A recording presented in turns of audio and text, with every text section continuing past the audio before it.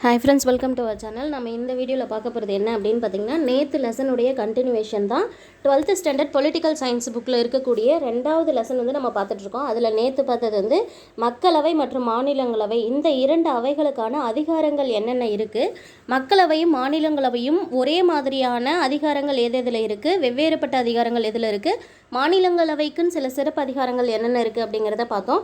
இன்றைக்கி வந்து சட்டம் இயற்றும் நடைமுறைகள் அதிலிருந்து பார்க்கலாம்.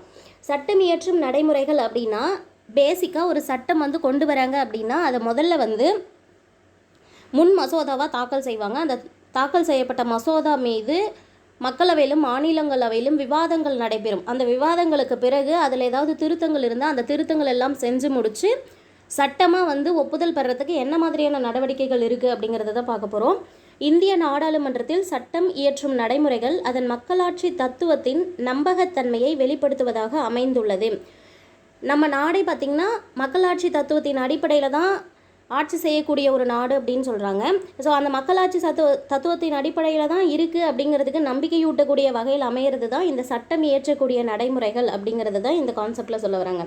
இந்திய நாடாளுமன்றத்தில் சட்டம் இயற்றும் நடைமுறைகள் அதன் மக்களாட்சி தத்துவத்தின் நம்பகத்தன்மையை வெளிப்படுத்துவதாக அமைந்துள்ளது. சட்டம் இயற்றும் நடவடிக்கைகளில் எதிர்க்கட்சிகளின் பங்கு மிக இன்றியமையாததாக அமைகிறது. ஸோ ஆளும் கட்சி எதிர்கட்சி அப்படின்னு சொல்லிட்டு இருவேறுபட்ட கட்சிகள் நம்ம பார்ப்போம். சட்டம் இயற்றக்கூடிய நடைமுறையில் எதிர்கட்சிகள் என்ன பண்ணுவாங்க அப்படின்னா, அந்த சட்டத்தில் இருக்கக்கூடிய நெகட்டிவ்ஸு பாசிட்டிவ்ஸ் என்ன அப்படிங்கிறத வந்து அனலைஸ் பண்ணி அது அந்த சட்டத்தை இயற்றத்திற்கு வந்து ஒரு முக்கியமான காரணியாக இருப்பாங்க அப்படின்னு சொல்கிறாங்க. சட்டம் இயற்றக்கூடிய நடவடிக்கைகளில் எதிர்க்கட்சிகளுடைய பங்கு அப்படிங்கிறதும் ஒரு இன்றியமையாத அமைப்பாக இருக்குது. மக்களாட்சி அமைப்பின் முறைப்படுத்துவதில் மக்களாட்சியை முறையாக கொண்டு வரணும் அப்படிங்கிறதுல ஒரு சட்ட முன்வரைவு மற்றும் அதன் மீது தங்கள் கருத்துக்களை எதிரொலிப்பதன் மூலமாக எதிர்க்கட்சிகள் மிக மிக முக்கிய பங்களிக்கின்றன. முன்னவே சொல்லிட்டோம் இல்லையா, எதிர்க்கட்சிகள் என்ன பண்ணுவாங்க அப்படின்னா, ஒரு சட்டத்தை வந்து இயற்றுவதற்காக சட்ட முன்வரைவு கொடுக்குறாங்க அப்படின்னா அந்த சட்ட முன்வரைவில் அது மேலே தங்களுடைய கருத்துக்கள் என்ன அப்படிங்கிறத வந்து அவங்க சொல்லுவாங்க. அதை வந்து அவங்க பாசிட்டிவாக பார்க்குறாங்களா நெகட்டிவாக பார்க்குறாங்களா, நாட்டுக்கு வந்து அது நன்மையாக இருக்குமா தீமையாக இருக்குமா அப்படிங்கிற அனலைஸ் பண்ணக்கூடிய இதில் எதிர்க்கட்சிகளுடைய கருத்து என்ன அப்படிங்கிறத வந்து அவங்க மக்களவையில் எதிரொலிக்கிறதன் மூலமாக எதிர்க்கட்சிகள் வந்து ஒரு முக்கியமான பங்களிப்பு செய்கிறாங்க அப்படின்னு சொல்கிறாங்க. மாநிலங்கள் மற்றும் மக்களின் நலனை பேணும் பொருட்டு சமூகம், அரசியல் மற்றும் பொருளாதாரம் ஆகியவற்றை முறைப்படுத்தி வழிகாட்டும் சக்தியாக சட்டங்கள் விளங்குகின்றன. ஸோ இந்த சட்டங்கள்லாம் எதற்காக தேவைப்படும் அப்படின்னு பார்த்தீங்கன்னா, அதாவது இந்தியா ஃபுல்லாக பல்வேறுபட்ட மாநிலங்களாக 28 மாநிலங்களாக வந்து பிரிக்கப்பட்டிருக்கு. அந்த மாநிலங்கள் மற்றும் மக்களுடைய நலனை காக்கக்கூடியதன் காரணமாக சமூகம் சார்ந்தோ அரசியல் சார்ந்தோ அல்லது பொருளாதார ரீதியாகவோ அவற்றையெல்லாம் முறைப்படுத்தி வழிகாட்டக்கூடிய ஒரு சக்தியாக தான் சட்டங்கள் வந்து இருக்குது அப்படின்னு சொல்கிறாங்க. பரிசீலனைக்காக நாடாளுமன்றத்தில் சட்ட முன்வரைவாக, அதாவது ஒரு சட்டம் வந்து முதல்ல வந்து இயற்றி முடித்து இதை தான் செய்ய போகிறோம் அப்படின்னு அதை சட்டமாக கொண்டு வர மாட்டாங்க. அதுக்கான முன்வரைவை வந்து நாடாளுமன்றத்தில் கொண்டு வருவாங்க. முன்வரைவு, சட்ட முன்வரைவு அப்படின்னே அதுக்கு பேர். அதை வந்து முன்மொழியப்படுகிறது. இந்த மாதிரி இந்த சட்டம் கொண்டு வர போகிறோம் அப்படின்னு சொல்லி முன்மொழிவாங்க. அந்த சட்ட முன்வரைவை அரசமைப்பிற்கு உட்பட்டு முழுமையாக அறிந்து கொள்ளும் பொருட்டு ஒரு முழுமையான விவாதம் நாடாளுமன்றத்தில் நடைபெறும். ஸோ நம்ம வந்து ஒரு சட்டம் இயற்றுறோம் அப்படின்னா சாதாரணமாக அந்த சட்டத்தை வந்து இயற்ற முடியாது.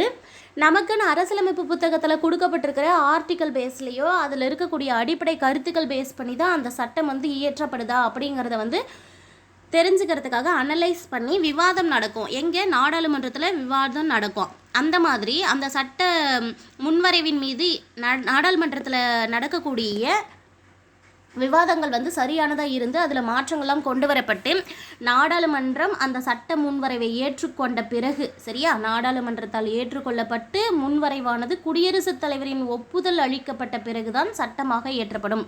நாடாளுமன்றத்தில் எல்லாருமே வந்து கலந்தாலோசனை செய்து அதில் இருக்கக்கூடிய பாசிட்டிவ் நெகட்டிவ் எல்லாமே அனலைஸ் பண்ணி முடித்து பெரும்பான்மையானவர்கள் அதற்கு வந்து ஓகே இது வந்து சட்டமாக இயற்றுனா இதனால் வந்து மக்களுக்கு நலன் ஏற்படும் அப்படின்னு சொல்லி முடிவு பண்ணாங்கன்னா அப்போ அது வந்து நாடாளுமன்றத்தில் ஏற்றுக்கிட்டதாக அர்த்தம். ஸோ நாடாளுமன்றத்தில் ஏற்றுக்கொள்ளப்பட்ட பிறகு நேரடியாக அது சட்டமாக மாறாது. நாடாளுமன்றத்தால் அந்த சட்டம் முன்வரைவு ஏற்றுக்கொள்ளப்பட்ட பிறகு குடியரசுத் தலைவரிடம் வந்து ஒப்புதலுக்காக அனுப்புவாங்க. அப்போது குடியரசுத் தலைவர் வந்து அதுக்கு ஒப்புதல் கொடுத்த பிறகு தான் அது சட்டமாக இயற்றப்படுகிறது. அரசியலமைப்பு நடைமுறைகளின் அடிப்படையில் புதிய சட்டங்களை இயற்றுவதும் நடைமுறையில் உள்ள சட்டங்களில் திருத்தங்களை கொண்டு வருவதும், அதாவது ஏற்கனவே அரசியலமைப்பு புத்தகத்தில் இருக்கக்கூடியதில் ஏதாச்சும் மாற்றம் கொண்டு வரணுன்னாலும் சரி, புதுசாக ஏதாவது ஒரு சட்டம் இயற்றி அதை அரசியலமைப்பிற்கு கொண்டு போகணும் அப்படின்னாலும் சரி, அது எல்லாமே நாடாளுமன்றத்தில் தான் செய்யப்படும். மாநிலங்கள்லேயும் சட்டப்பேரவை இருக்குது. பட் மாநிலங்களவையில் இருக்கக்கூடிய சட்டப்பேரவைக்கோ சட்டமேலவைக்கோ இந்த அதிகாரம் கிடையாது. ஆனால் சட்டமன்றம், அதாவது இந்திய சட்டமன்றம்னு சொல்லக்கூடிய அந்த நாடாளுமன்றத்துக்கு மட்டும்தான் இந்த சட்ட திருத்தங்கள் செய்யறதுக்கான கடமை வந்து இருக்குது. இந்திய நாடாளுமன்றம் 2 வகையான முன்வரைவை நிறைவேற்றுது. சரியா? இந்த முன்வரைவுலையும் பார்த்திங்கன்னா சட்ட முன்வரைவு, நிதி முன்வரைவு, அந்த மாதிரி வெவ்வேறு வகையாக இருக்கும்.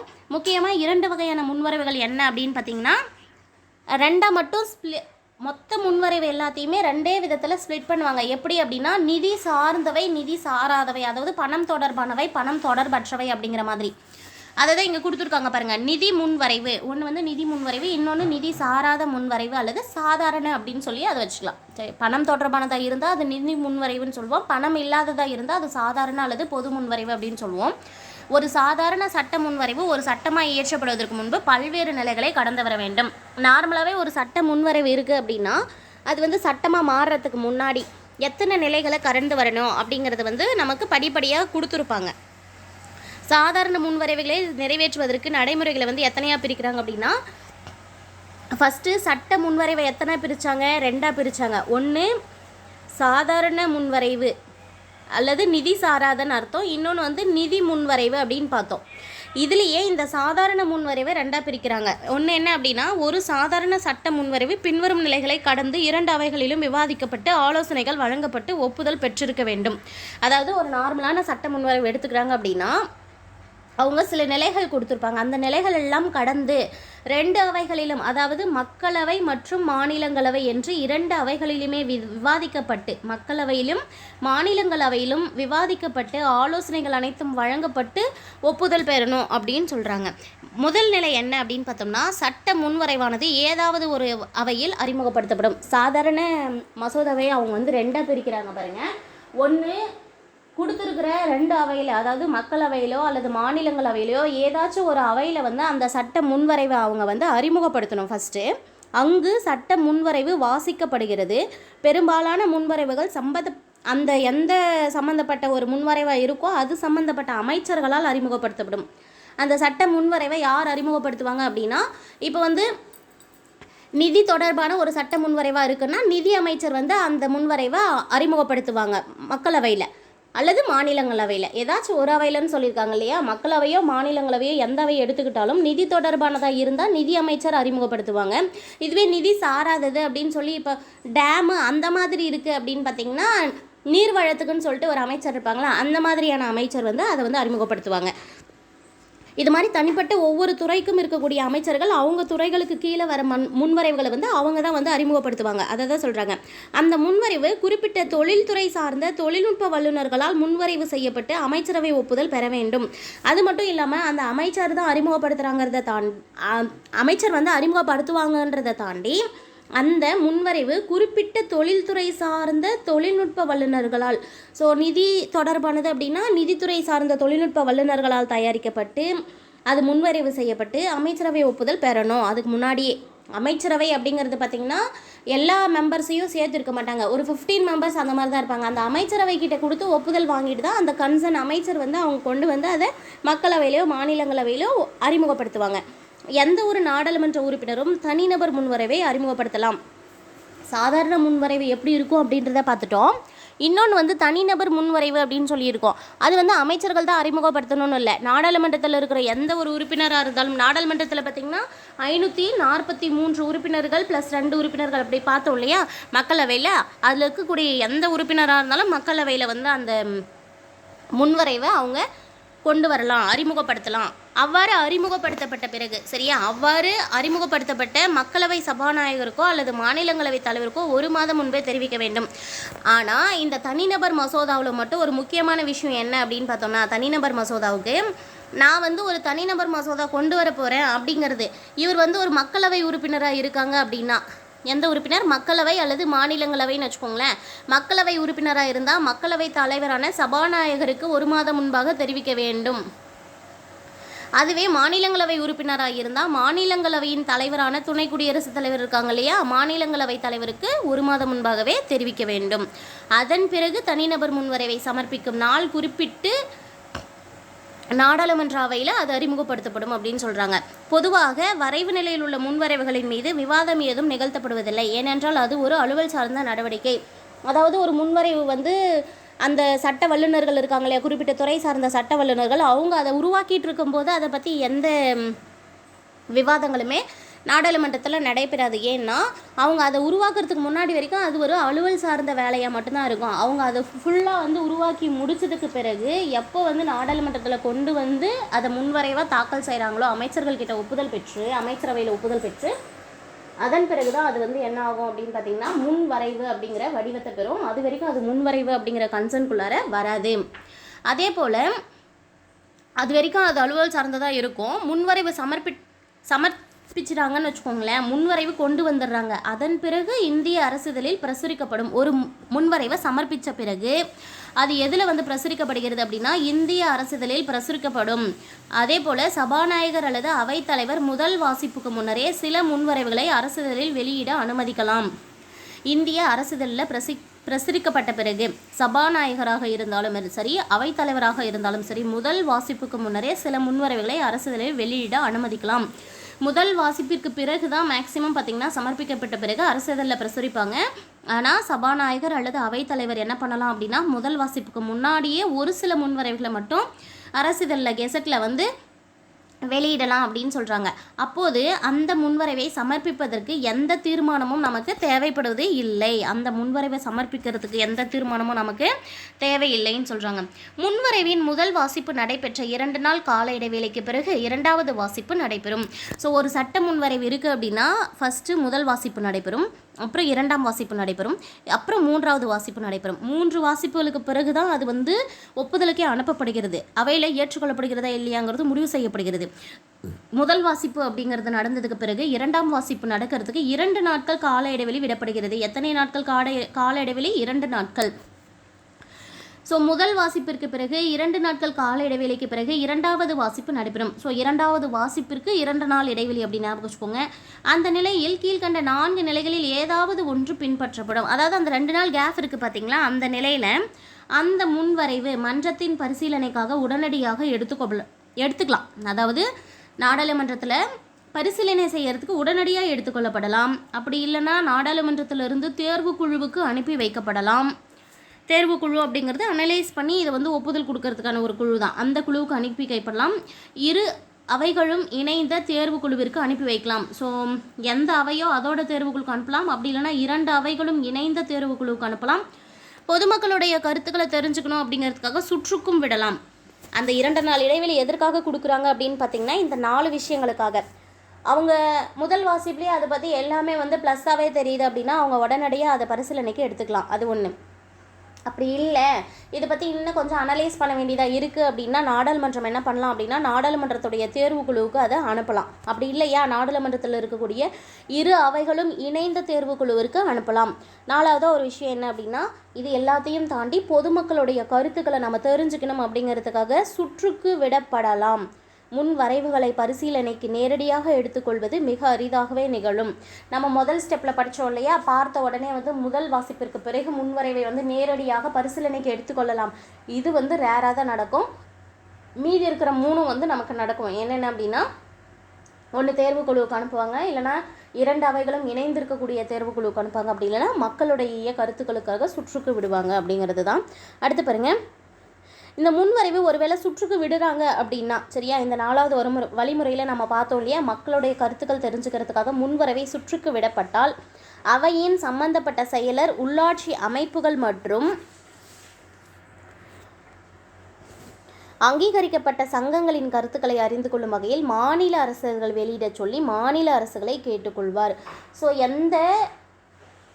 எது சம்பந்தமாக அது இருக்கோ அதை பற்றின எல்லா மக்களுடைய கருத்துக்களையும் தெரிஞ்சுக்கிறதுக்கு அனைத்து மக்கள்கிட்டையும் இது பண்ண மாட்டாங்க. அவங்க என்ன பண்ணுவாங்க அப்படின்னா அவையோடைய சம்மந்தப்பட்ட செயலர் இருப்பாங்க சரியா, இந்த முன்வரைவுகள் பற்றி தொடர்பான செயலர் இருப்பாங்கல்ல மக்களவை மாநிலங்களவையில், அவங்க என்ன பண்ணுவாங்க அப்படின்னா உள்ளாட்சி அமைப்புகள் இருக்கு இல்லையா, அந்த உள்ளாட்சி அமைப்புகளுக்கும் சில அங்கீகாரம் பெற்றிருக்கக்கூடிய சங்கங்களுக்கும் கருத்துக்களை கேட்டு தெரிஞ்சுக்கிறதுக்காக மாநில அரசுதழ்களில் வெளியிட சொல்லி மாநில அரசுக்கிட்ட சொல்லுவாங்க. அவ்வாறு பெறப்பட்ட கருத்துக்கள் தான் உறுப்பினர்கள் கிட்ட வந்து சுற்றுக்கு விடப்படும் அப்படின்னு சொல்கிறாங்க. அப்புறம் குழு நிலை அப்படின்னு சொல்லி ஒன்று பார்த்தோம் இல்லையா, முன் வரைவு தேர்வு குழுவுக்கு பரிந்துரைக்கப்பட்டால் அவையின் சபாநாயகர் அல்லது அவையின் தலைவர் அந்த குழுவின் ஒரு உறுப்பினரையும் மற்றும் தலைவரையும் நியமிப்பார். அக்குழு அந்த முன்வரைவை பரிசீலித்து அவைக்கு தனது அறிக்கையை சமர்ப்பிக்கும்.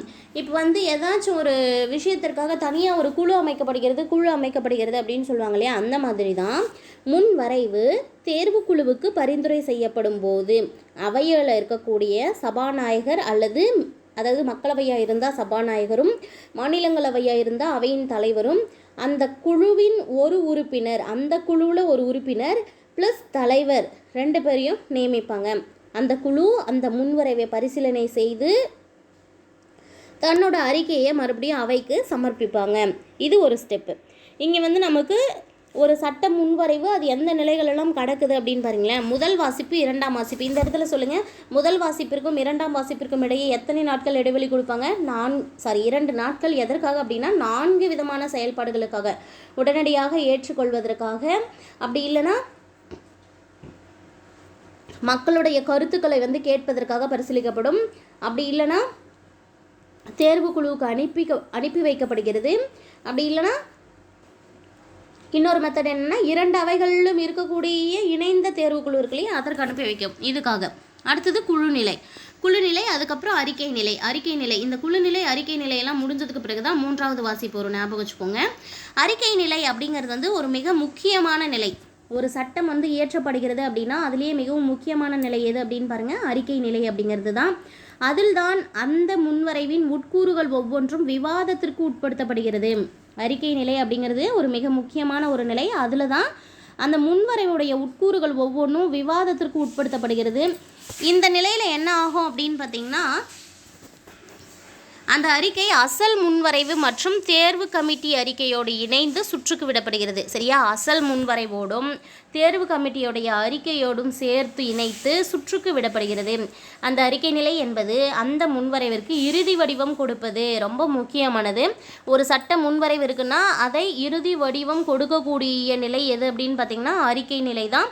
பிறகு அந்த முன்வரைவு 3வது வாசிப்பிற்கு சமர்ப்பிக்கப்படுகிறது. இந்த அறிக்கை நிலை முடிந்த பிறகுதான் 3வது வாசிப்பிற்கு சமர்ப்பிக்கப்படுகிறது. முன்வரைவு பெரும்பான்மை வாக்குகள் பெற்று நிறைவேற்றப்படுகிறது. முன்வரைவு எப்படி நிறைவேற்றப்படுகிறது? பெரும்பான்மையான வாக்குகளை பெற்று நிறைவேற்றப்படுகிறது. 3வது வாசிப்பு என்பது நாடாளுமன்றத்தில் முறையான ஒப்புதல் பெறுவதற்கானது. ஸோ நாடாளுமன்றத்தில் எல்லார்கிட்டையும் ஒப்புதல் பெறுவதற்கானது எது அப்படின்னு பார்த்தீங்கன்னா அந்த 3வது வாசிப்பு தான். 3வது வாசிப்புக்கு பிறகு ஏதாவது ஒரு அவையில் அந்த முன்வரைவு ஏற்றுக்கொள்ளப்பட்ட பிறகு அடுத்த அவைக்கு மாற்றப்பட்டு அங்கு மேற்கண்ட அனைத்து செயல்முறைகளுமே மறுபடியும் வந்து நடக்கும். அதாவது ஒரு அவையில் வந்து மக்களவையில் ஃபஸ்ட்டு இந்த ஸ்டெப்ஸ் எல்லாம் முடித்து அதை ஏற்றுக்கிறாங்க அப்படின்னா மாநிலங்களுக்கு அனுப்பாங்க. மாநிலங்களவையிலும் திரும்பவும் இதே ஸ்டெப்ஸ் எல்லாம் ஃபாலோ பண்ணி தான் அவங்க வந்து அதை ஏற்றுப்பாங்க அப்படின்னு சொல்ல வராங்க. 3வது வாசிப்பிற்கு பிறகு ஏதாவது ஒரு அவையில் அந்த முன்வரைவு ஏற்றுக்கொள்ளப்பட்ட பிறகு அடுத்த அவைக்கு மாற்றப்படுகிறது. அங்கு மேற்கொண்ட அனைத்து நிலைகளையும் கடந்து செல்லும். அடுத்த அவை அந்த முன்வரைவை அப்படியே மாற்றமின்றி ஏற்றுக்கொள்ளலாம். அனைத்து நிலைகளையும் கடந்த நிலையில் குடியரசுத் தலைவரின் ஒப்புதலுக்கு அது அனுப்பி வைக்கப்படுகிறது. ஸோ இன்னொரு அவையிலையும் அது ஏற்றுக்கிறாங்க அப்படிங்கிற கன்சர்னில் இருக்கும்போது குடியரசுத் தலைவருடைய ஒப்புதலுக்காக அது அனுப்பி வைக்கப்படும். அந்த முன்வரைவு முதலில் சமர்ப்பிக்கப்பட்டு அவையில் நிறைவேற்றப்பட்ட பிறகு, அதாவது ஃபஸ்ட்டு அந்த வரைவு வந்து முதல்ல சமர்ப்பிக்கப்படுது இல்லையா, அதில் அவையில் நிறைவேற்றப்பட்ட பிறகு அடுத்த அவையில் அது நிராகரிக்கப்படலாம். மாறாக முதல் அவையால் ஏற்றுக்கொள்ளப்படாத மாற்றங்களை அறிமுகம் செய்யலாம் அல்லது 6 மாத காலத்திற்கு திருப்பி அனுப்பாமல் நிறுத்தி வைத்து கொள்ளலாம். இதில் ஒரு அவையில் ஓகே சொல்லி அனுப்பப்பட்ட அந்த வரைவானது அடுத்த அவையில் என்ன நிலைகளெல்லாம் நிற்கும்னு சொல்லியிருக்காங்க பாருங்கள். அடுத்த அவையில் ஒன்று அது வேண்டாம் அப்படின்னு அவங்க வந்து நிராகரிக்கலாம். அப்படி இல்லையா சில மாற்றங்களை வந்து அறிமுகம் செய்யலாம். நல்லா நோட் பண்ணிப்போங்க. 1 நிராகரிக்கலாம், 2வது மாற்றங்கள் அறிமுகம் செய்யலாம், அல்லது 6 மாத காலத்திற்கு அதை திருப்பி அனுப்பாமலேயே நிறுத்தி வைக்கலாம். எத்தனை மாத காலத்திற்கு? 6 மாத காலத்திற்கு. ஞாபகம் வச்சுக்கோங்க. இதெல்லாம் அங்கே செய்வாங்க. அம்மாதிரியான சந்தர்ப்பங்களில் அவைகளுக்கும் இடையே அரசியல் சாசனம் முடக்கப்படலாம். ஸோ இந்த மாதிரி சமயங்களில் 2 அவைகளுக்கும் இடையே அரசியல் சாசனம் முடக்கப்படும். அப்போது சபாநாயகர் அல்லது அவர் இல்லாத காலங்களில் துணை சபாநாயகர் இன்கேஸ் இந்த மாதிரி 6 மாத காலத்துக்குள்ள ஒரு சட்ட மசோதை வந்து நிறுத்தியே வச்சுருக்காங்க அப்படிங்கும் போது என்ன பண்ணலாம் அப்படின்னா, சபாநாயகரோ அல்லது துணை சபாநாயகரோ கூட்டத்தை வந்து தலைமையேற்று நடத்தி மக்களவை மாநிலங்களவை 2த்தில் இருக்கிற எல்லா உறுப்பினர்களையும் ஒன்றா கலந்து ஒரே இடத்துல இது பண்ணி இந்த மாதிரியான முடக்கத்தை வந்து சரி செய்யலாம். இந்த முடக்கம் பெரும்பான்மையான வாக்குகளால் நிறைவேற்றப்பட்டு குடியரசுத் தலைவரின் ஒப்புதலுக்காக அனுப்பி வைக்கப்படும். ஸோ இந்த மாதிரி ஏதாவது ஒரு மசோதாவை வந்து ரொம்ப காலமாக நிறுத்தி வச்சுருக்காங்க, 6 மாதம் பக்கம் அப்படின்ற மாதிரி இருந்தாக்கல கூட்டம் நடைபெற்று குடியரசுத் தலைவருடைய ஒப்புதலுக்கு அனுப்பி வைப்பாங்கன்னு சொல்கிறாங்க. முன் வரைவுக்கு குடியரசுத் தலைவர் ஒப்புதல் அளித்தால் அது சட்டமாக மாற்றப்பட்டு விடுகிறது. ஸோ குடியரசுத் தலைவர் ஒப்புதல் கொடுத்துட்டாங்கன்னாவே அது என்னவா மாற்றப்பட்டு விடுகிறது அப்படின்னா சட்டமாக மாற்றப்பட்டு விடுகிறது. ஆனால் குடியரசுத் தலைவர் அதை மறுபரிசீலனைக்காக கூட திருப்பி அனுப்பலாம். ஸோ நாம் இங்கே மக்களவை மாநிலங்களவை எல்லா இடத்துலையும் ஒப்புதல் எல்லாம் பெற்று அந்த மசோதா வந்து என்ன பண்ணுறாங்க அப்படின்னா குடியரசுத் தலைவருடைய ஒப்புதலுக்கு கொண்டு போகிறாங்க அப்படின்னா குடியரசுத் தலைவர் ஓகே சொல்லிட்டாங்கன்னா அது சட்டமாக மாறிடுது. ஆனால் குடியரசுத் தலைவருக்கு இன்னொரு அதிகாரமும் இருக்குது. என்ன அப்படின்னா அதை நீங்கள் மறுபரிசீலனை செய்யுங்க அப்படின்னு சொல்லி திருப்பியும் நாடாளுமன்றத்துக்கே அனுப்பி வைக்கக்கூடிய அதிகாரமும் இருக்குது. ஸோ அனுப்பி வைக்கலாம் அப்படின்னு கொடுத்துருக்காங்க. அந்த முன்வரைவு மாற்றம் செய்யப்படாமல் அல்லது மாற்றம் செய்யப்பட்டு திரும்பவும் குடியரசுத் தலைவருக்கு அனுப்பி வைக்கப்படுமே. ஆனால் இன்கேஸ் இது முடிஞ்ச பிறகு அவங்க என்ன பண்ணுறாங்க அப்படின்னா அந்த முன்வரைவை மாற்றம் செய்தோ திருப்பி அனுப்பிடுறாங்க குடியரசுத் தலைவர். அதை மாற்றம் செய்தோ அல்லது மாற்றம் செய்யாமலோ எப்படி அனுப்பினாலும் திருப்பியும் குடியரசுத் தலைவருக்கு மறுபடியும் அனுப்பும்போது அவர் கண்டிப்பாக ஒப்புதல் அளித்தே ஆக வேண்டும். இவ்வாறான சிக்கல் நிறைந்த காலம் அதிகம் பிடிக்கும் வழிமுறைகள் அவசர நிலையிலும் குறைபாடுகளுடனும் சட்டம் இயற்றப்படுவதை தடுக்கும் நோக்கத்தோடு பின்பற்றப்படுகிறது. ஏன் இந்த மாதிரி ஒரு சிக்கலான அதுபோல் காலம் அதிகமாக எடுக்கக்கூடிய வழிமுறைகள் எல்லாம் வந்து சட்டம் ஏற்றுவதற்கு பின்பற்றாங்க அப்படின்னு பார்த்தீங்கன்னா, அவசர நிலை காலங்களிலோ குறைபாடுகளோடோ ஏதாவது சட்டம் இயற்றிவிடக்கூடாது அப்படிங்கிறதுக்காக தான் அதை தடுக்கும் நோக்கத்தோடு இந்த வழிமுறைகள் பின்பற்றப்படுகிறது. ஸோ முன்னாடி ஒரு வார்த்தை படிச்சிருப்போம், தனிநபர் சட்ட முன்வரைவு அப்படின்னு சொல்லிட்டு. இந்த தனிநபர் சட்ட முன்வரைவு அப்படிங்கிறத பற்றி பார்க்கலாம். அமைச்சர் அல்லாத உறுப்பினர்கள் தாக்கல் செய்யும் சட்ட முன்வரைவே தனிநபர் முன்வரைவு. நான் முன்னவே சொன்னேன், ஒரு முன்வரைவை அவையில் தாக்கல் செய்கிறாங்க அப்படின்னா அது எந்த வகையான முன்வரைவாக இருக்கோ அதை குறிப்பிட்ட அமைச்சர் வந்து அறிமுகப்படுத்துவாங்க, அந்த துறை சார்ந்த அமைச்சர் அப்படின்னு சொன்னேன். ஸோ ஒரு அமைச்சராக இல்லாமல் வேறு ஒரு நபர் வேறு ஒரு உறுப்பினர் அவர்களால் அமைச்சர் அல்லாத உறுப்பினர்களால் தாக்கல் செய்யக்கூடிய சட்ட முன்வரைவுக்கு பேர் தனிநபர் முன்வரைவு அப்படின்னு சொல்லப்படுகிறது. ஸோ நாடாளுமன்றத்தில் ஆளும் கட்சி மற்றும் எதிர்க்கட்சிகளை சேர்ந்த யாராக இருந்தாலுமே தனிநபர் சட்ட முன்வரைவை கொண்டு வரலாம். தனிநபர் சட்ட முன்வரைவு என்பது அமைச்சர் அவையிலோ நிர்வாகத்திலோ உறுப்பினராக இல்லாத நாடாளுமன்ற உறுப்பினர் ஒருவரால் முன்மொழியப்படுவது. அமைச்சரவை, அதாவது இந்த தனிநபர் சட்ட முன்வரைவு அப்படிங்கிறதுக்கே வந்து வரையறை கொடுத்துருக்காங்க பாருங்க. அது அமைச்சரவையிலோ அல்லது நிர்வாகத்திலோ உறுப்பினராக இல்லாமல் நாடாளுமன்ற உறுப்பினராக மட்டும் இருக்கணும். சரியா? எம்பி, அதாவது மெம்பர் ஆஃப் பார்லிமெண்ட் யார் ஒரு எம்பியாக இருக்காங்களோ அதுலேயுமே அமைச்சர் பதவி அவங்களுக்கு இருக்கக்கூடாது. அதே போல் நிர்வாகத்தில் ஒரு உறுப்பினராக இருக்கக்கூடாது. மீதி இருக்கக்கூடிய அந்த எம்பியில் யார் கொண்டு வந்தாலுமே அந்த முன்வரைவு என்ன சொல்லுவோம் அப்படின்னா தனிநபர் சட்ட முன்வரைவு அப்படின்னு தான் சொல்லுவோம். அதை தான் இங்கே கொடுத்துருக்காங்க. அமைச்சர் அவையிலோ நிர்வாகத்திலோ உறுப்பினராக இல்லாத நாடாளுமன்ற உறுப்பினராக இருக்க வேண்டும். அவங்க முன்மொழியக்கூடிய அந்த முன்வரைவு தான் தனிநபர் சட்ட முன்வரைவு. தனிநபர் சட்ட முன்வரைவு மீது விவாதம் வந்து ஒரு வாரம் விட்டு ஒரு வாரம் வெள்ளிக்கிழமை பிற்பகல் 2 மணி முதல் 6 மணி வரை நடைபெறும் அப்படின்னு கொடுத்துருக்காங்க. அதாவது இப்போ ஒரு தனிநபர் வந்து சட்ட முன்வரைவை அறிமுகப்படுத்திட்டாங்கன்னு வச்சுக்கோங்களேன், அது மீது விவாதம் எப்போ நடக்கும் அப்படின்னு பர்டிகுலர் டைம் கொடுத்துருக்காங்க. எல்லா வாரமும் நடக்காது, ஒரு வாரம் விட்டு ஒரு வாரம். சரியா? இந்த வாரம் வெள்ளிக்கிழமை நடக்குது அப்படின்னா அடுத்த வெள்ளிக்கிழமை நடக்காது, திரும்ப அதற்கு அடுத்த வெள்ளிக்கிழமை, அந்த மாதிரி ஒரு வாரம் விட்டு ஒரு வாரம் வெள்ளிக்கிழமையில். அதுவும் டைம் கொடுத்துருப்பாங்க பாருங்கள், பிற்பகல் 2 மணியிலிருந்து 6 மணி வரை நடைபெறுகிறது அப்படின்னு கொடுக்குறாங்க. இந்த சட்ட முன்வரைவு கொண்டு வர ஒரு மாதத்திற்கு முன்பாகவே இந்த சட்ட முன்வரைவு கொண்டு வருவதற்கு தனிநபர் சட்ட முன்வரைவை கொண்டு வரணும் அப்படின்னா ஒரு மாதத்துக்கு முன்னாடியே முன்னறிவிப்பு தரணும். நான் வந்து அந்த சட்ட முன்வரைவு பார்க்கும்போதே நான் சொல்லியிருந்தேன் இல்லைங்களா, இப்போ மக்களவையாக இருந்தால் சபாநாயகருக்கோ அல்லது மாநிலங்களவையாக இருந்தால் அதோடைய அவை தலைவருக்கோ அவங்க என்ன பண்ணணும் அப்படின்னா முன் அறிவிப்பு கொடுக்கணும் ஒரு மாதத்துக்கு முன்னாடியே, ஒரு மாதத்துக்கு முன்பாகவே. ஒருவேளை அந்த தனிநபர் முன்வரைவு நிராகரிக்கப்பட்டாலும் அது ஆட்சியில் எந்த பாதிப்பையும் ஏற்படுத்தாது அப்படின்னு சொல்கிறாங்க. இது வரைக்கும் நாடாளுமன்றத்தில் 14 தனிநபர் சட்ட முன்வரைவு மட்டும்தான் நிறைவேற்றப்பட்டிருக்கு. கடைசியாக தனிநபர் சட்ட முன்வரைவு நிறைவேற்றப்பட்ட ஆண்டு கேட்டாங்கன்னா 1970. இது வரைக்கும் எத்தனை தனிநபர் சட்ட முன்வரைவு நிறைவேற்றப்பட்டிருக்கு அப்படின்னா 14 ஞாபகம் வச்சுக்கோங்க. கடைசியாக இயற்றப்பட்ட தனிநபர் சட்ட முன்வரைவு 1970. இவ்வாறு கொண்டு வரப்படும் இந்த தனிநபர் முன்வரைவுகளில் பெரும்பாலானவை எது அப்படின்னு பார்க்கும்போது மேக்சிமம் அது வாசிக்கப்படுவதோ விவாதிக்கப்படுவதோ நிராகரிக்கப்படுவதோ கூட கிடையாது. அரசியலமைப்பு சட்டத்தில் திருத்தம் கோரும் முன்வரைவுகள் கூட தனிநபர் முன்வரைவுகளாக ஏற்கப்படலாம் அப்படின்னு சொல்லியிருக்காங்க. ஆனால் இதில் முக்கியமான விஷயம் எப்படின்னா நிதி முன்வரைவுகளாக இருந்தால் அதை தனிநபர் சட்ட முன்வரைவாக கொண்டு வர முடியாது. நிதி முன்வரைவாக இருந்தால் அதை எதில் எடுத்துக்க மாட்டாங்க, தனிநபர் சட்ட முன்வரைவில் கொண்டு வர முடியாது. ஆனால் அரசியலமைப்பு சட்ட திருத்தம் கோரும் முன்வரைவுகள் கூட தனிநபர் முன்வரைவுகளாக ஏற்கப்படலாம் அப்படின்னு கொடுத்துருக்காங்க. ஸோ நம்ம சொன்னோம் இல்லையா, இது வரைக்கும் நாடாளுமன்றத்தில் நிறைவேற்றிய தனிநபர் சட்டங்கள் அப்படின்னு சொல்லிட்டு அது மட்டும் என்னென்ன அப்படிங்கிறத வந்து இங்கே கொடுத்துருக்காங்க பாருங்கள். 14 தனிநபர் சட்டம் இயற்றப்பட்டிருக்கு. அந்த 14வது தனிநபர் சட்டம் வரைக்கும் என்னென்ன அப்படிங்கிறத தெளிவாக கொடுத்துருக்காங்க பாருங்கள். ஃபர்ஸ்ட் வந்து நாடாளுமன்றத்தில் நிறைவேற்றப்பட்ட தனிநபர் சட்டங்கள் பொறுத்த வரைக்கும் தலைப்பு கொடுத்துருக்காங்க, உறுப்பினருடைய பெயர், எந்த அவையில் அவங்க கொண்டு வந்தாங்க, நிறைவேறிய நாள் எது அப்படின்னு கொடுத்துருக்காங்க. ஃபஸ்ட்டு பார்த்திங்கன்னா இஸ்லாமிய வக்ஃபு வாரிய சட்ட முன்வரைவு 1952 கொடுத்துருக்காங்க. நம்ம வந்து இந்த வக்ஃபு வாரியம் அப்படிங்கிறத வந்து நிறைய இடத்துல பார்த்துருப்போம். வக்ஃபு வாரியத்தில் அந்த இஸ்லாமிய வக்ஃபு வாரிய சட்ட முன்வரைவை கொண்டு வரப்பட்டது வந்து 1952. உறுப்பினர் யார் கொண்டு வந்தாங்க அப்படின்னா சையது முஷமத் அகமது, காஷ்மீர்லேருந்து. சரியா, சையது முஷமத் அகமது காஷ்மீரை சேர்ந்தவர். அவை வந்து மக்களவையில் கொண்டு வந்திருந்திருக்காங்க. எப்போ நிறைவேற்றப்பட்டது அப்படின்னா 52 கொண்டு வரப்பட்ட அந்த முன்வரைவானது 21/5/1954 நிறைவேற்றப்பட்டிருக்கு. நெக்ஸ்ட் பார்க்கலாம்.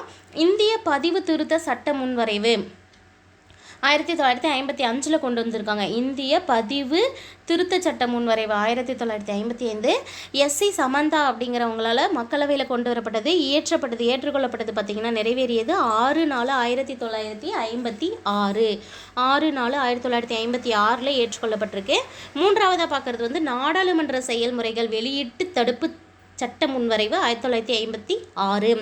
நாடாளுமன்ற செயல்முறைகள் வெளியீட்டு தடுப்பு சட்ட முன்வரைவு 1956 ஃபெரோஸ் காந்தி அப்படின்னு சொல்லக்கூடிய மக்களவை உறுப்பினரால் கொண்டு வரப்பட்டிருக்கு. நிறைவேற்றப்பட்டதுன்னு பார்க்கும்போது அதே வருடத்தில் வந்து 26/5/1956 நிறைவேற்றப்பட்டிருக்கு. அடுத்தது 4ஆவதாக இருக்கக்கூடியது குற்ற செயல்முறை திருத்த சட்ட முன்வரைவு 1956. குற்ற செயல்முறைகளை திருத்தும் சட்ட முன்வரைவு 1956 ரகுநாத் சிங் என்ற மக்களவை உறுப்பினரால் கொண்டு வரப்பட்டிருக்கு. ஸோ அது நிறைவேற்றப்பட்டது 1/9/1956. பெண்கள் மற்றும் சிறார் நிறுவனங்கள் உரிமம் சட்ட முன்வரைவு 1954. பெண்கள் மற்றும் சிறார் நிறுவனங்கள் உரிமம் சட்ட முன்வரைவு 1954 காம்ரேட் மக்திஷா அப்படின்னு சொல்லக்கூடிய ஒருத்தவங்களால் மக்களவையில் கொண்டு வரப்பட்டு 30/12/1956 நிறைவேற்றப்பட்டிருக்கு. 30/12/1956. அடுத்து 6ஆவதாக பார்க்கக்கூடியது குற்ற செயல்முறை திருத்த சட்ட முன்வரைவு 1964. இங்கே ஒரு பாருங்கள், குற்ற செயல்முறை திருத்த சட்ட முன்வரைவு 1956 மாதிரி குற்ற செயல்முறை திருத்த சட்ட முன்வரைவு 1964 சுமந்திர ஜோஷிக் அப்படிங்கிறவங்களால மக்களவையில் கொண்டு வரப்பட்டிருக்கு. 26/12/1964 நிறைவேற்றம் செய்யப்பட்டிருக்கு. 7ஆவது பாருங்கள், நாடாளுமன்ற உறுப்பினர்கள் ஊதியங்கள் சலுகைகள் திருத்த சட்ட முன்வரைவு ரகுநாத் சிங் என்பவராலே கொண்டு வரப்பட்டிருக்கு. மக்களவையில் நிறைவேற்றப்பட்டது 29/9/1964. இந்து திருமண திருத்த சட்ட முன்வரைவு 1968 திவான் சந்த் சர்மா என்பவரால் மக்களவையில் கொண்டு வரப்பட்ட தனிநபர் சட்ட முன்வரைவு 20/12/1964 நிறைவேற்றப்பட்டிருக்கு.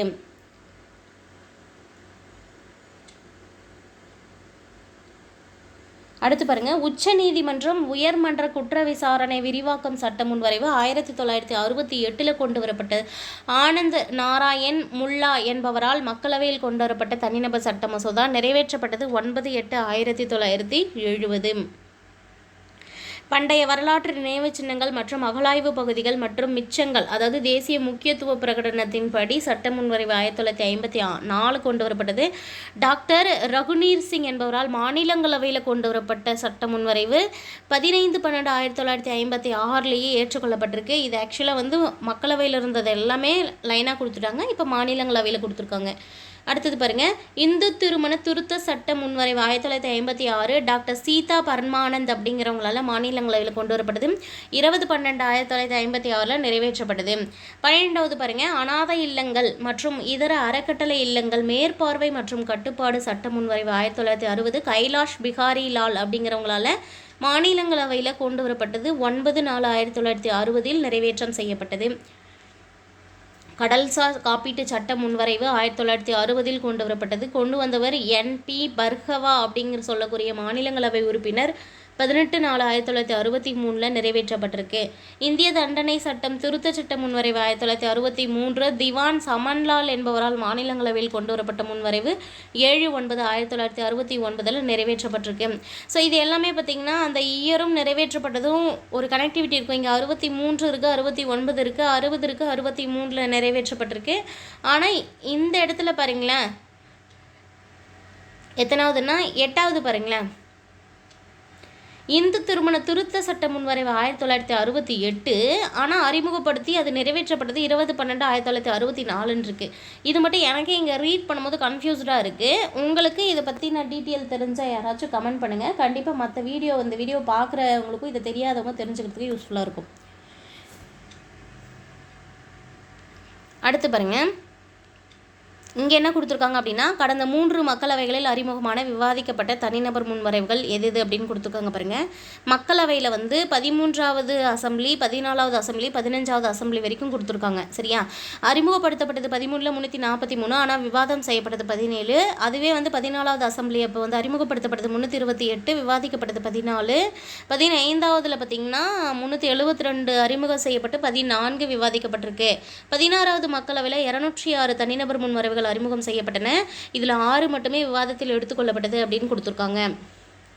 அதே போல் 3ஆம் பாலினத்தவர்களுக்கு அப்படின்னு சொல்லிட்டு நபர்களுக்கு உரிமைகள் சட்ட முன்வரைவுன்னு சொல்லிட்டு 2014 ஒன்று வந்திருக்கும். 3ஆம் பாலின நபர்கள் உரிமைகள் சட்ட முன்வரைவு திருச்சி சிவா அவர்களால் கொண்டு வரப்பட்ட தனிநபர் சட்ட முன்வரைவு. இந்தியாவில் 3ஆம் பாலின மக்கள் சந்தித்து வரும் புறக்கணிப்புகளுக்கு முடிவு கட்டவே முன்வரைவு கோருகிறது அப்படின்னு சொல்லியிருக்காங்க. ஸோ இது இன்னும் நிறைவேற்றப்படலை. ஓகேவா? நிறைவேற்றப்பட்டால் அது சட்டமாக மாறும். ஓகேவா? நெக்ஸ்ட் வீடியோவில் சட்டமன்றத்துடைய அமைப்பு, அதிகாரம் மற்றும் செயல்பாடுகள் அதை நம்ம பார்க்கலாம். ஸோ இந்த வீடியோ ஒரு டைமுக்கு 2 டைம் போட்டு பார்த்துட்டு நல்லா தெளிவாக கேட்டுட்டு 12th ஸ்டாண்டர்ட் பாலிட்டி புக் எடுத்து நீங்கள் செகண்ட் லெசனில் இந்த டாபிக்ஸை ரீட் பண்ணிட்டீங்கன்னா உங்களுக்கு எதெல்லாம் எந்த பேஜில் என்னென்ன இருக்குது, ஹைலைட்டட் எதெல்லாம் அப்படின்னு ஹைலைட் பண்ணி வச்சுட்டு படிச்சிங்கன்னா உங்களுக்கு எப்போவுமே மறக்கவே மறக்காது. நம்ம சேனல் இப்போ தான் ஃபஸ்ட் டைம் பார்க்குறீங்க அப்படின்னா சேனலை சப்ஸ்கிரைப் பண்ணிக்கோங்க. பக்கத்தில் இருக்கிற பெல் ஐக்கனை கிளிக் பண்ணி ஆல்னு செட் பண்ணி வச்சுக்கோங்க. தேங்க்யூ.